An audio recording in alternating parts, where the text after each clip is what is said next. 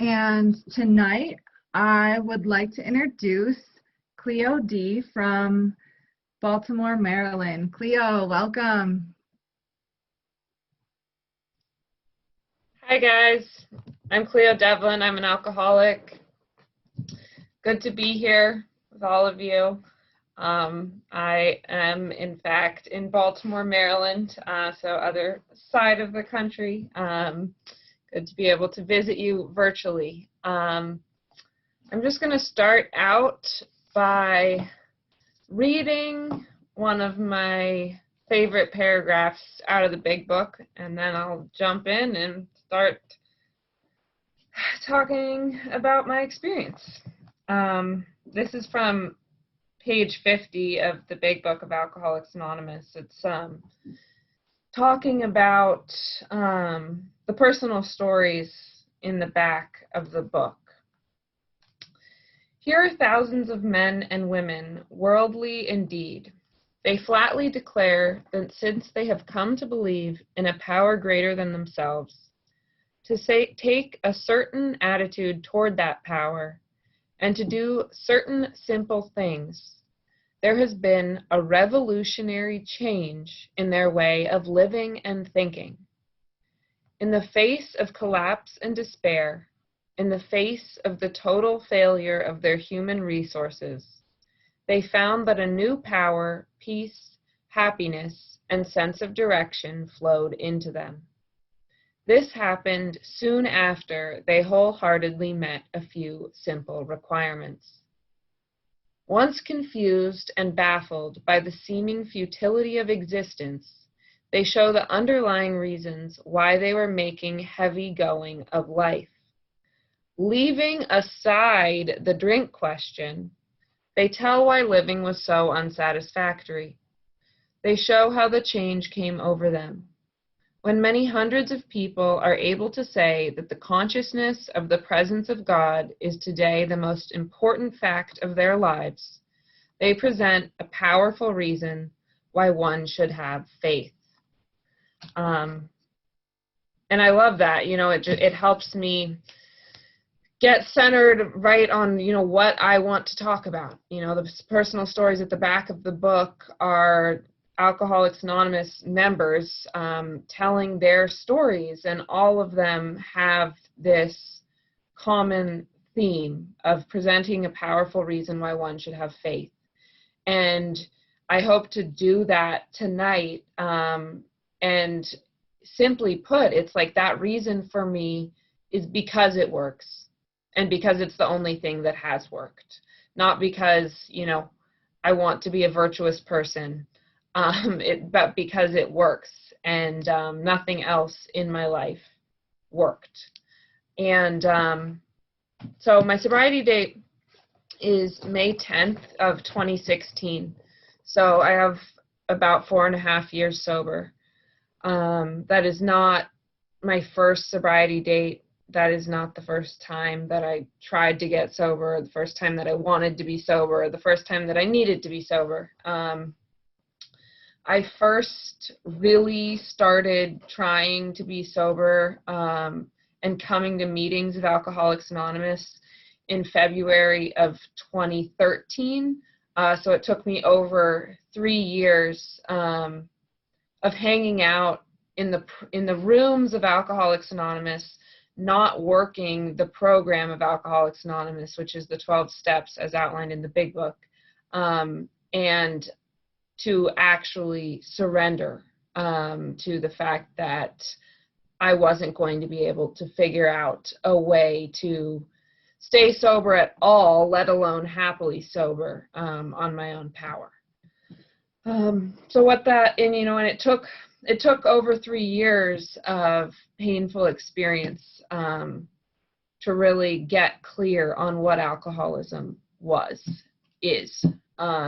When I first got here, I'll back up a little bit and paint the picture of what that looked like getting here. I took my first drink when I was 12 years old. And from the very first time I drank, I I'm not somebody that started out as like a moderate drinker and then my drinking slowly progressed into alcoholism. That I didn't start out drinking every single day from the beginning, but my story is not like this slow progression of drinking normally and then it getting out of control. It was out of control every single time I drank from the very first time I drank. The book talks about this allergy to alcohol, which manifests, it shows up as this phenomenon of craving that, when I put alcohol in my system, what happens is my body requires more alcohol. And that happened for me from the first time I drank when I was 12 years old. I got drunk with 3 other 12-year-old girls. We got a bottle of liquor out of my friend's parents' liquor cabinet. We split it 4 ways. None of us had drank before. It was plenty to get us all drunk. And they all were happy as soon as the bottle was over. They were kind of tipsy or drunk or whatever. And as soon as the bottle was done, all I could think about was all of the rest of the bottles in that liquor cabinet. And I went back and got another bottle and I drank until I blacked out.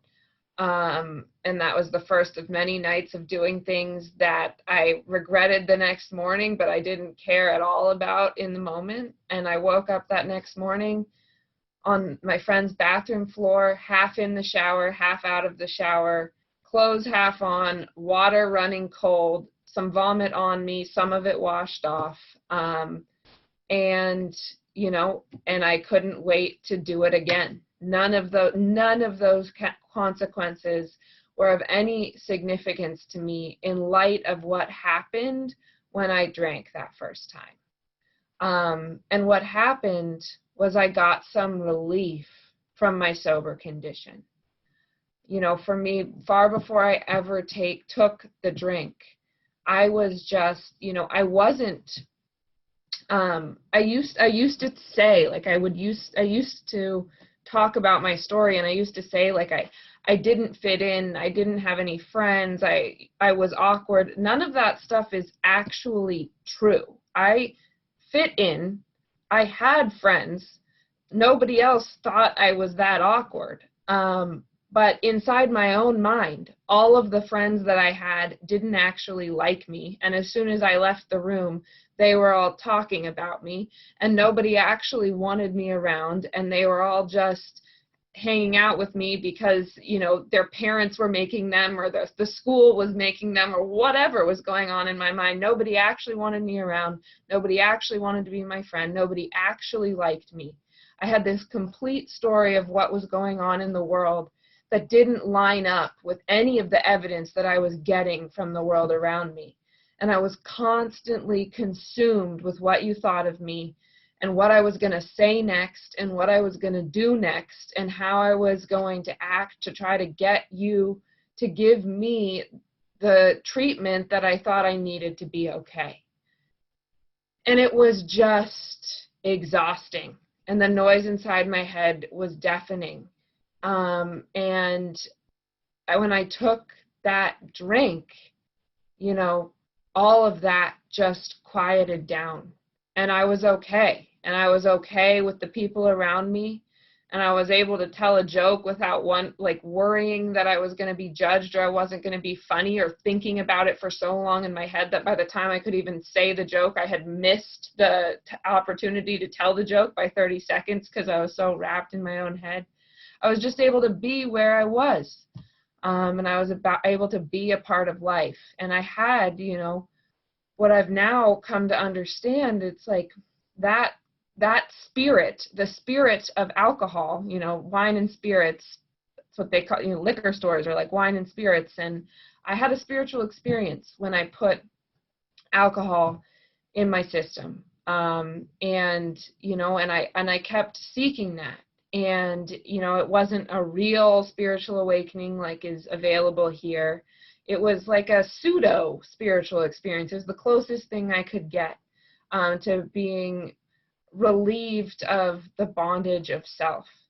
And I like I said, I didn't become a daily drinker right off the bat, but I drank whenever I could get a hold of it. And that just escalated, and it got more and more frequent until it became a daily thing, until it became I was waking, by the time I was 22 years old, I had really severe DTs when I woke up in the morning. I couldn't go to work without drinking.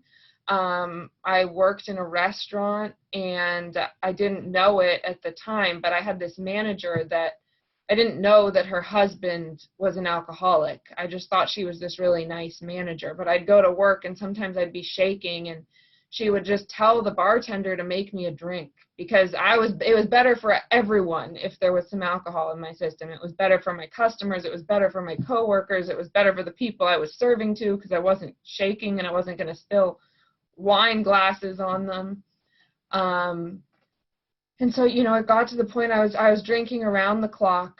I was barely sleeping. I had picked up some other habits along the way to help manage my drinking, so it didn't look like it looked like that first night. I had started using some other substances that helped me to not throw up, to not black out, to not be such a mess, and allowed me to drink even more and stay awake longer and party harder. And by the time I was 23 years old, I was working 2 full-time jobs, living at my parents' house, using all of the money that I made from both of those jobs, which one of the jobs was like minimum wage, but the other job was like I was a waitress in a really fancy restaurant in Marin County, California, which is a really nice area. I was making a lot of money, and I was using all of the money that I was making from both of those jobs to support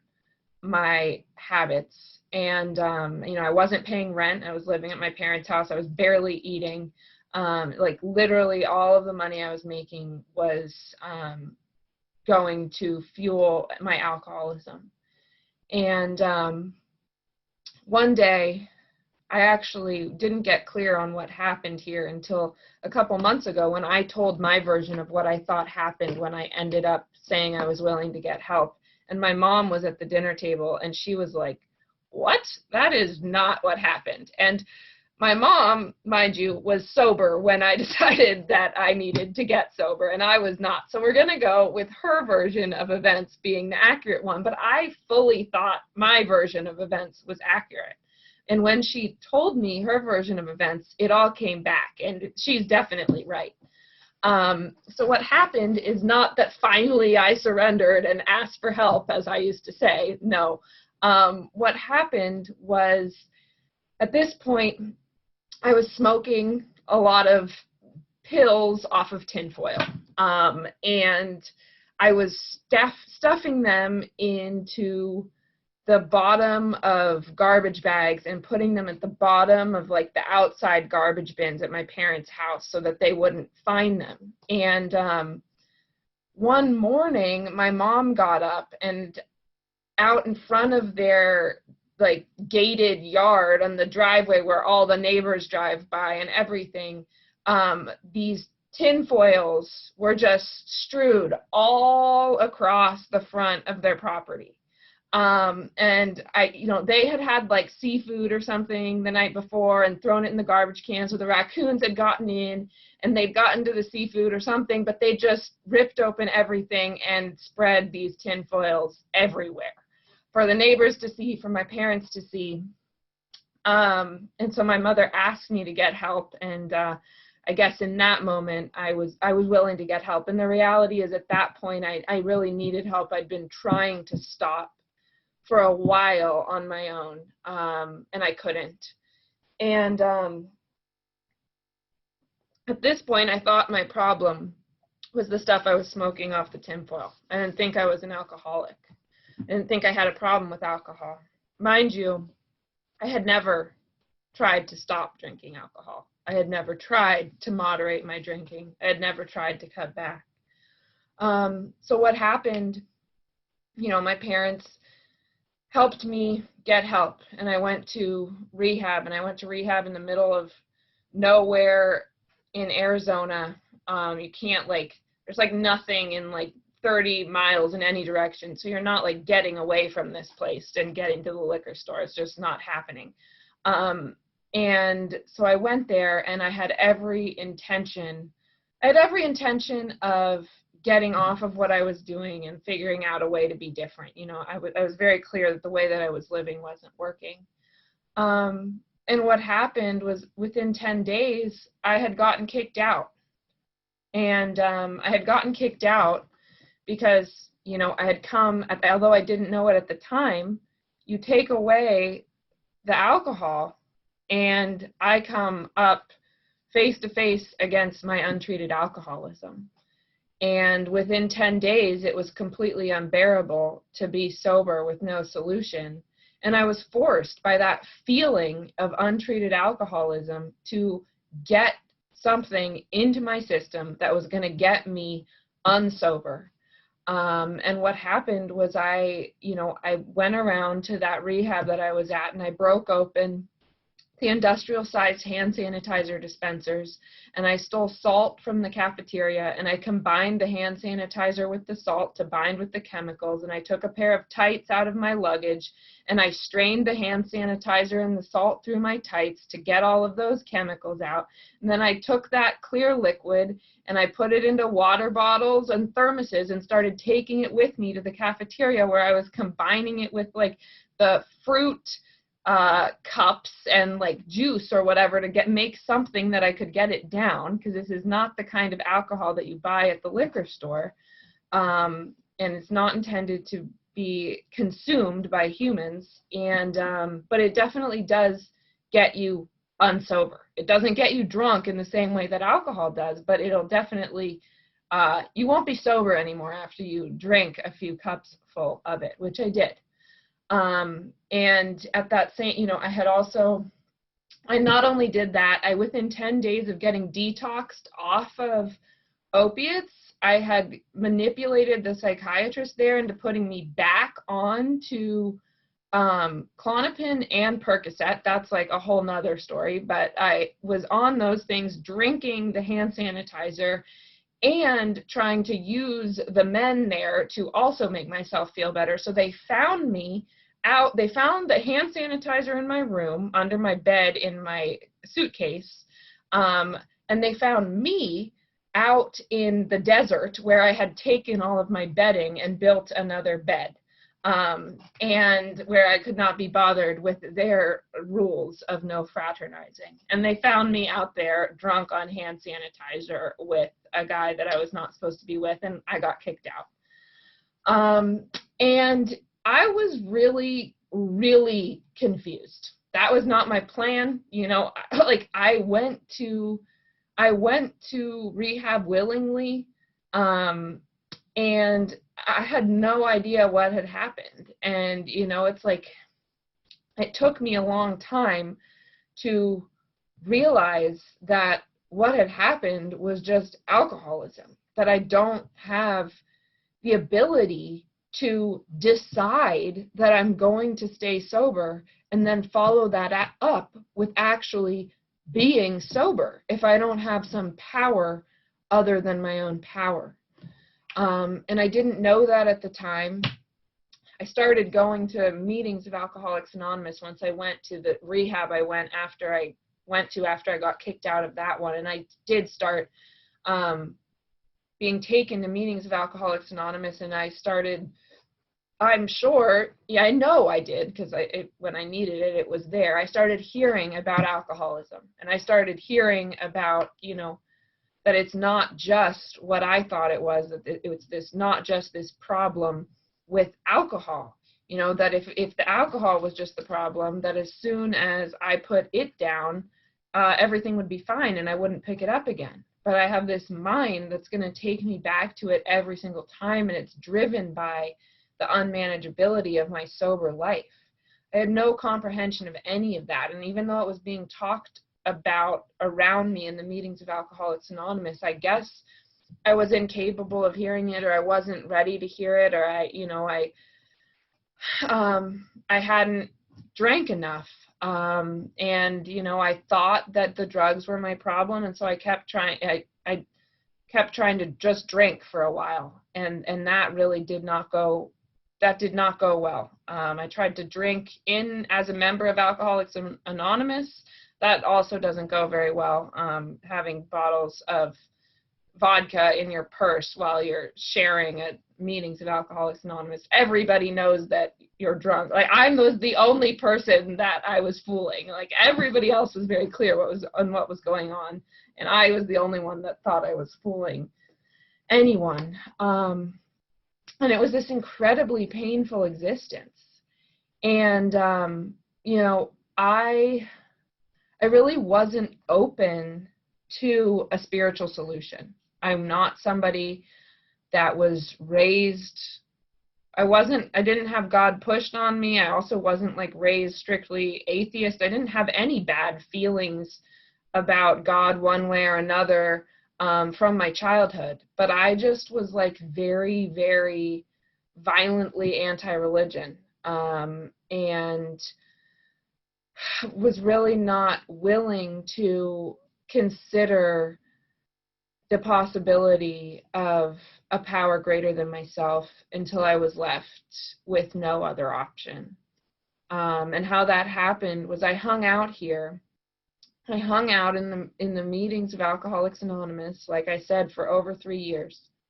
And I hung out here, and I would try to share, and I would try to get some friends, and I would get a sober boyfriend. That was like the one thing I actually could manage to do, was find some sober guy to sink my claws into. I never could actually manage to have any real friends. I could never manage to feel a part of Alcoholics Anonymous, because I wasn't actually doing Alcoholics Anonymous. But I was hanging out in the rooms, and I had enough that I could build up this idea that I could fool myself that I was living this sober life. And absolutely nothing was changing. My parents were still supporting me. I still was only calling them when I needed them. I was completely miserable and completely consumed with self-centered fear, terrified of what all of you thought of me, and trying to use all of you simultaneously to make me feel better. And I just kept getting drunk. I'd make it 5 months. I'd make it a year. I'd make it 18 months. And eventually I'd get drunk again. And what happened the last time, before the last time that I was forced by that excruciating sobriety, untreated alcoholism, which, that thing that's so much more problematic than the drink, the thing that I used the drink to treat for all that time. I was 18 months sober, and I was forced by that existence to get unsober yet again. And my life looked like before that was that most days I would wake up and I'd try to force myself to fall back asleep as many times and for as long as I possibly could, to sleep away as much of the day and as much of my life as I possibly could, to just try to fast forward. I just didn't want to be there. And as when I couldn't force myself to fall asleep any longer, I'd get up, and I'd usually end up in the bathroom at some point picking my face. Oftentimes there was nothing even on my face to pick, and I would just start picking my face. I'd start picking it till it was bleeding, till there were scabs on my face. Just something to feel, something physical other than the pain that was going on inside of me, and my chest just wanting to rip open, and just not knowing what was wrong with me, and not knowing why I couldn't do life. And after I would catch myself, eventually I'd see what I was doing, because none of this is conscious. I'd see what I was doing. I would have ruined my face. I'd get in the hot shower to try to fix what I'd done. I'd get out. I'd start putting makeup on to try to hide the damage that I had done. And then I'd go into the bedroom and I'd start trying to find an outfit. And every single day I would rip my room apart trying to find the right outfit. And I wasn't doing anything special. I was trying to figure out how to get to the grocery store or a meeting of Alcoholics Anonymous. And I would try on 10, 20 different outfits. I was just trying to, if I made my outsides look okay enough, then maybe I could convince you that I'm okay. And maybe if you believe that I'm okay, then I'll be okay. And that just never worked for me. I kept trying to fix my insides by fixing my outsides, and it just got worse and worse. And I couldn't stand it anymore. And I didn't want to drink. And I tried some of the things that people had told me to do. Like I called my sponsor, who was not, I found someone that would let me call her my sponsor, who wasn't taking me through the steps, who I could call like once every few months. Like I wasn't actually being sponsored. I just had somebody that I could call my sponsor. And I called her and told her I wanted to drink. And I told my boyfriend I wanted to drink, and I told on myself in some meetings. And I still ended up drunk. I did the things that I tried to use the human powers that I had heard that's what I was supposed to do. And none of it worked, because I'm a real alcoholic, and not my power or anybody else's power is enough to keep me sober. And so I ended up drunk yet again. And after, less than a week that last time, that's the progression of my alcoholism. It takes me down really, really fast. It took me down faster every single time that I went back, even with periods of sobriety in between. And as the book says, over any considerable period of time, our alcoholism gets worse, never better. And that for me is, I have lots of evidence of that. Over considerable periods of sobriety, my alcoholism is also getting worse. And after about a week, I was in the hospital. I would have died if I didn't have a boyfriend that I was living with who forced me into the car and took me to the hospital, because it was clear to him that I was dying, although I was sure that I was fine.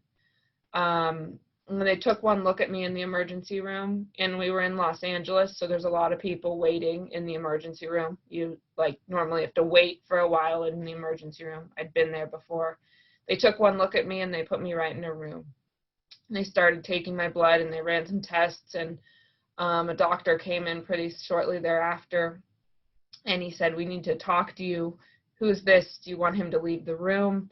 And I said, "No, he can stay." It was my boyfriend at the time, and the doctor proceeded to tell me in front of him that they didn't know if they were going to be able to save me. And this was the second, or I think this was the second time that he'd seen me almost kill myself from my drinking while we were together. He was devastated and terrified. I was still numb and didn't really care, to be honest. But I didn't want to die. I just was completely, I didn't want to live at that point either. And what happened, I was in that hospital for 10 days. And what happened there is everything really became, it all came clear to me. Everything that I, obviously heard in meetings of Alcoholics Anonymous, although I hadn't been open to it at the time, it all came clear to me. It was very clear that the one thing that I hadn't done was work the 12 steps. The one thing that I hadn't done was been open to seeking God and trying to have an experience with this power, that I had never even been willing to try to set aside my prejudices and have an experience with a power. And it became really clear to me in that moment, not that it wasn't like some white light, like God came down and I knew he was real, but it was the clarity of my step one in that moment propelled me to really hope and seek God. Really hope that there was a God, because I finally saw that if there wasn't a God, there was no hope for me. And it wasn't that I wanted to be a good person. It wasn't that I wanted God to be real. It wasn't that I wanted to be righteous or virtuous or godly. I just didn't want to die, and I didn't want to continue to live feeling the way that I had been feeling. And so I made up my mind to go through with the entirety of the 12 steps. And what happened for me is, in that hospital room, it talks about in the back of the book that for some people in the spiritual experience appendix, it talks about that, for some people, their spiritual awakening is kind of sudden, and there's some stories like that in the book, and then for others it's much more slow and gradual. For me, I think it was both of those things. Like, it was very sudden in that moment, and then I've gradually grown into a deepening and further experience on top of that. But what happened for me is, as soon as I really, really surrendered to, I can't do this, I need God, and I desperately hope that there is a God, and I'm going to do all of this stuff that I don't think is the answer and just sounds like baloney to me. I'm going to do all of it and really hope that it works. As soon as I surrendered to that was the only thing that was left for me, something was lifted. The obsession to drink was lifted. I started refusing the meds that they were giving me in the hospital that I was able to get. And I got out of there, and the first meeting I went to, I asked a woman to sponsor me.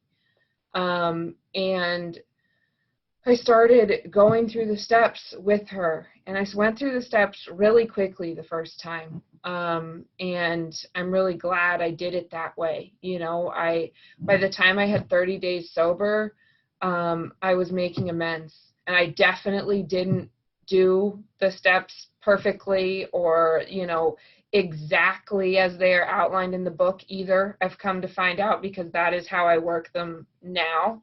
But I did them with a completely willing and desperate heart, and I did them honestly. And I did do them out of this book for the most part, just not to a T. And what happened is I got out of there. I got out of the sober living that I was in for 30 days. And I went home, and the boyfriend that I'd been with for 3 years that had 4 years sober and who I thought I was going to marry, he started getting loaded when I had 60 days sober. And he started bringing drugs and alcohol into the house.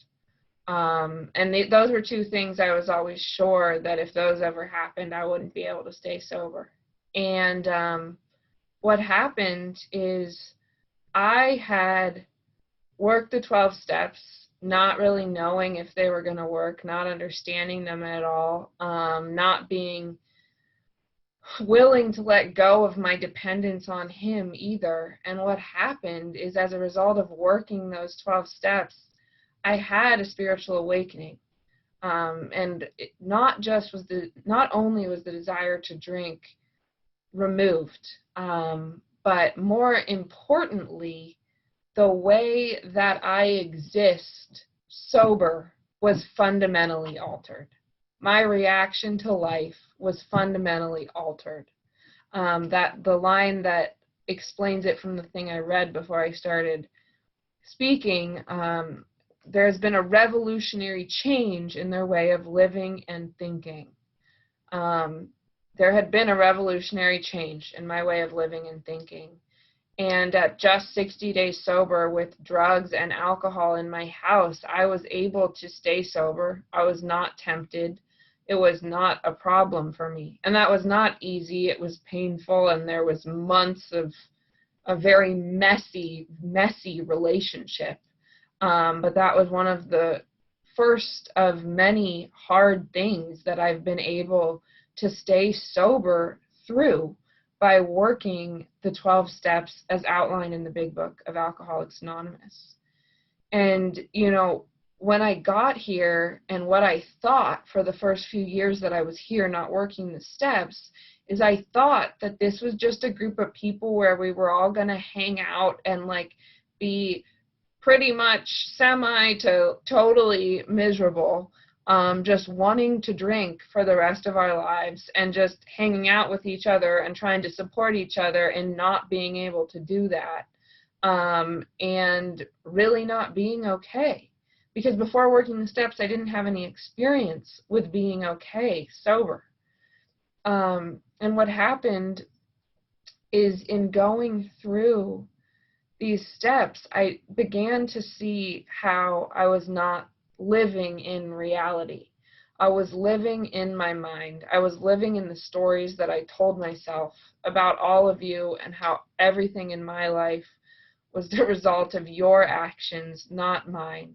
And I began to have some, for me, I began to have some real freedom in the fourth and fifth steps. The first time through and every time that I've been through since, I began to see that all of my problems are of my own making.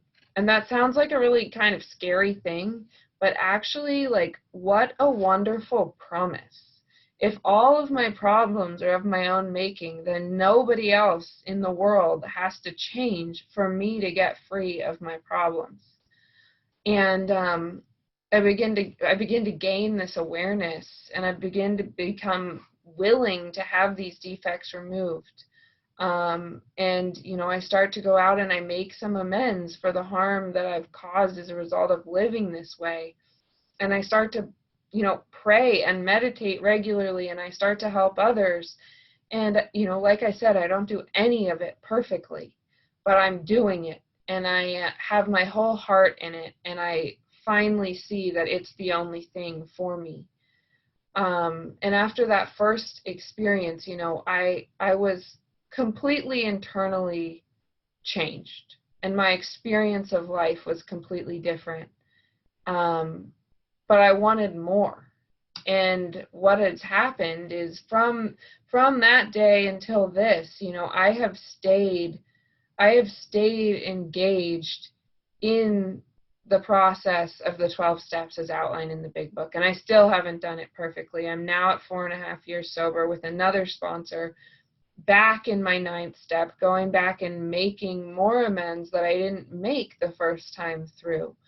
Because I'm really clear that there's no other way for me, and that it's only by grace that I've even made it this long without making those unmade amends.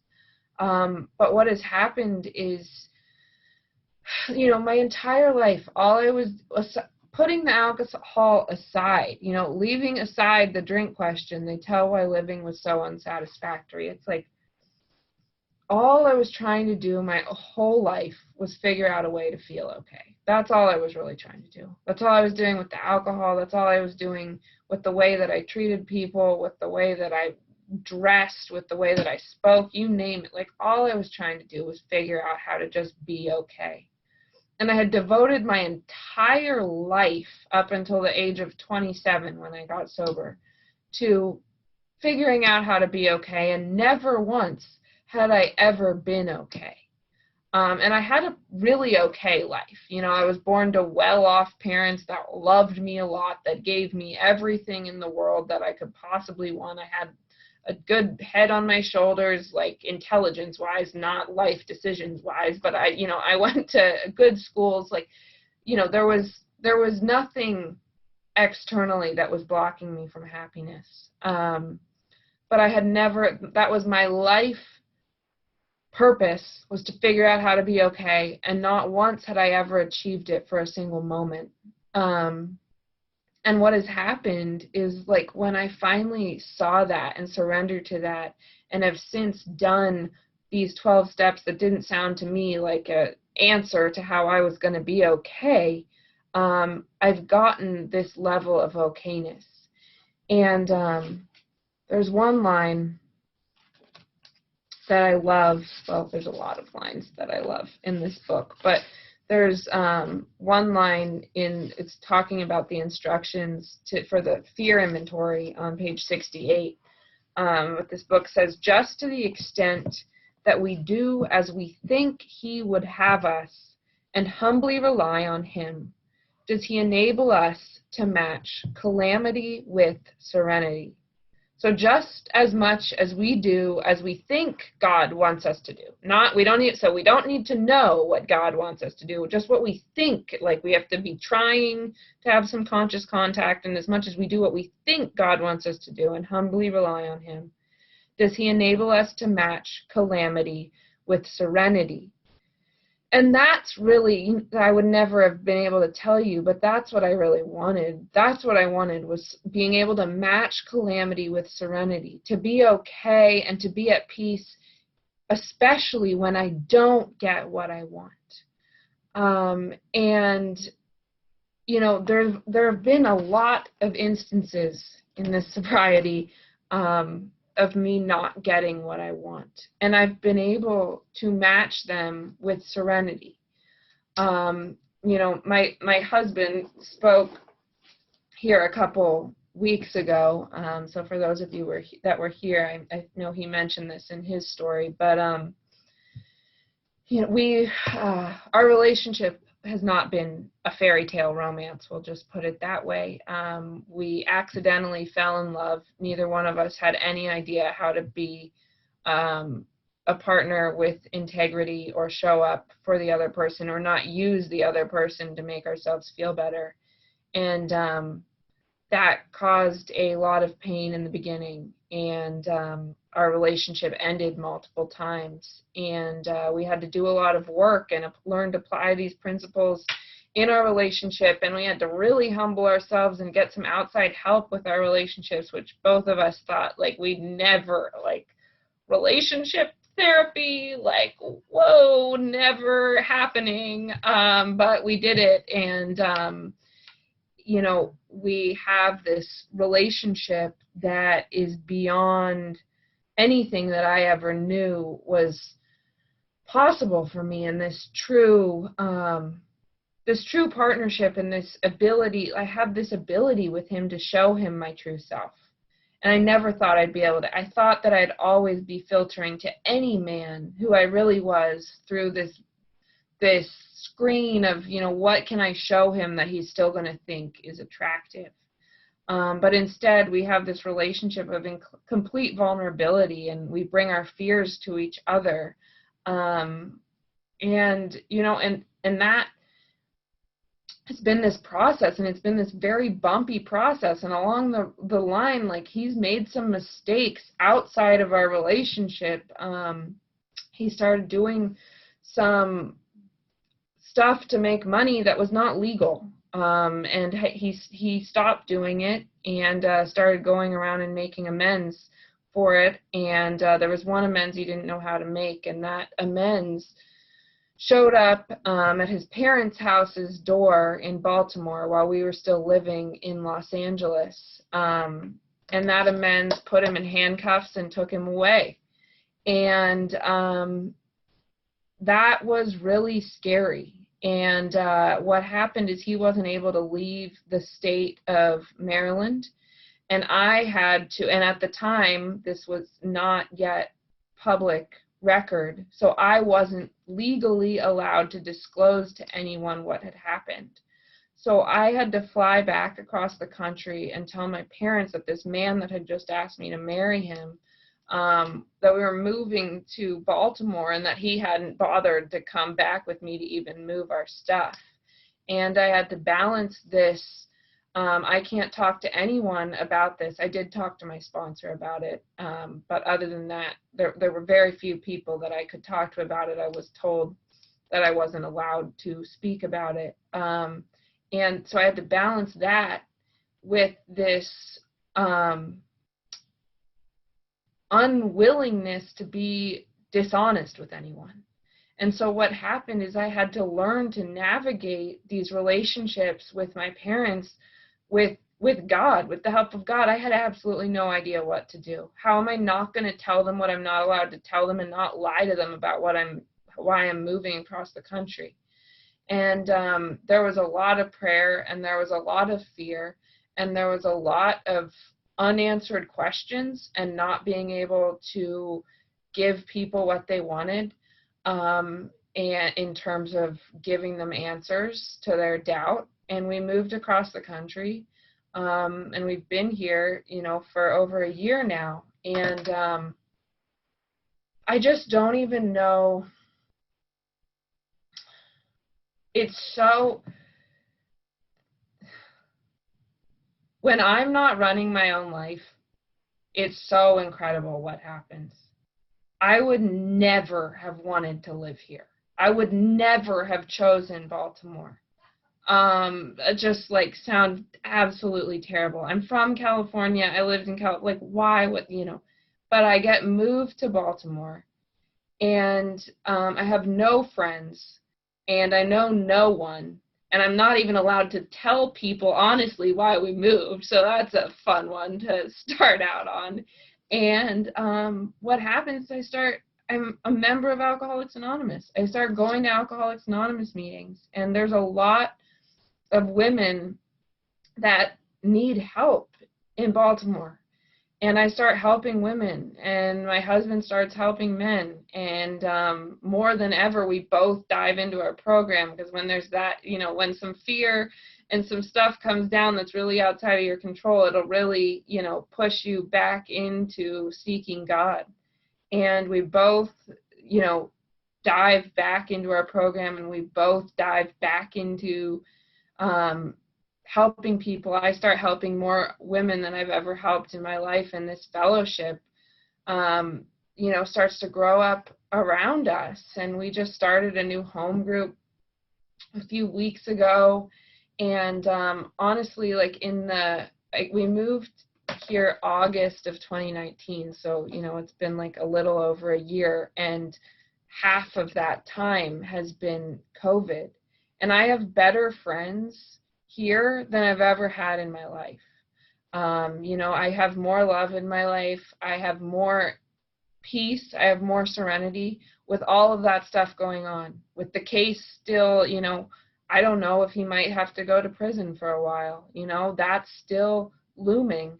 But I have this purpose in my life today, and I have this way of living that works in rough going. And it's nothing like I thought I wanted, and it's nothing like I ever would have picked. But it's so much better than anything that I could have ever dreamed of. My life is certainly not shiny on the outside, but it's full on the inside. And my life is full of love and the presence of God in my heart and in our home and in our lives and in the lives of the people whose lives ours have touched as we've moved here. It's undeniable.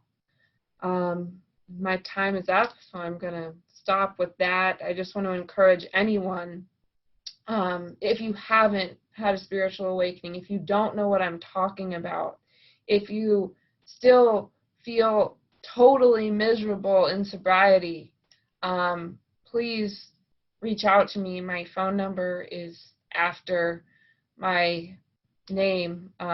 If you're a woman, I'd be happy to talk to you. If you're a man and you don't have a man to reach out to, I can also put you in touch with some men. I'm not going to talk to you personally, but I will put you in touch with some men that can talk to you. But there's so much more here than not drinking. So thank you for letting me be a part of this.